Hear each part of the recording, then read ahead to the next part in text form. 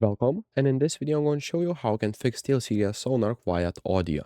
So basically what you'll need to do is go to your SteelSeries Sonar, and right here, as you can see, we have half of the volume set on these sliders, and right here we have 28%. So this is our problem, that we don't have matched volume. So make sure to set this at 100% and set right here 100%, and now will be matched. So basically, if this is at 100% and this is way lower, let's say 30, our audio will be around 30%.